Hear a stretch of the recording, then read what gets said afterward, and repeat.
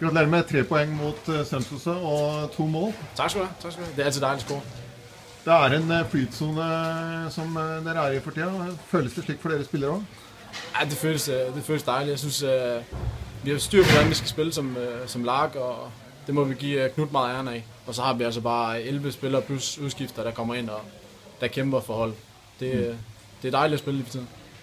Men fortsatt kan vi bli mer effektive, for i dag har vi vanvittig mange målsjanser som vi misbruker, selv om det blir 3 mål til slutt. Ja, men så længe vi scorer 3 mål i næsten hver eneste kamp, så er det godt nok. Altså hvis vi begynder at score på alle vores chancer, så vil vi vinde alle kampe 10-0 eller andet. Ja, når de scorer også, så vi vinder 10-2. Kan du forklare hvad som har skjedd i spillergruppa og i laget de sidste halvannen måneden, eller de sidste par månedene, hvor ting har snudd veldig? Nu er det længe siden jeg har tabt en seriekamp. Ja, det må Knut få noget af æren af. At vi har fået styr på, hvordan vi skal stå taktisk. Og der er mange ting omkring det hele, der er blevet mye bedre, efter han er kommet til. Hvad er det du føler at hvad har du for eksempel gjort med din rolle i laget? Hvilke nye opgaver er du føler at du har fået?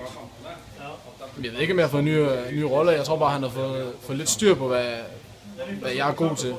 Og han ved, hvad jeg kan. Og det tror jeg, han prøver at få det bedste frem i, ligesom jeg gør ved alle andre. Så jeg ved ikke, om han har gået ind og... Jeg tror ikke, han har ændret så meget på mig. Det er bare, at han har fået styr på holdet. Altså, hvis jeg tager en dribletur, så ved jeg, at der er mindst 6 spillere bag mig, der kan redde mig, hvis nu jeg skulle miste. Så jeg tror, det er meget selvtillid og op i hovedet at gøre. Kender du selv, at du har fået øget selvtillid de sidste ukene? Ja, det har jeg. Jeg havde alt for mye chancer i de første 12 kampe, hvor jeg ikke scorede. Og det tager jeg noget af, at det var selvtiden, der gjorde, at jeg ikke scorede. Føler jeg selv. Og så nu har jeg scoret 3 i 4 kampe, så nu føler jeg, at nu rider jeg lidt på en bølge. Det har vært en dejlig sommer i Arendal i år, og alt tyder nå på at det blir en dejlig høst også for alle som er glad i fotball her i byen. Ja, det håber jeg. Tak skal du ha.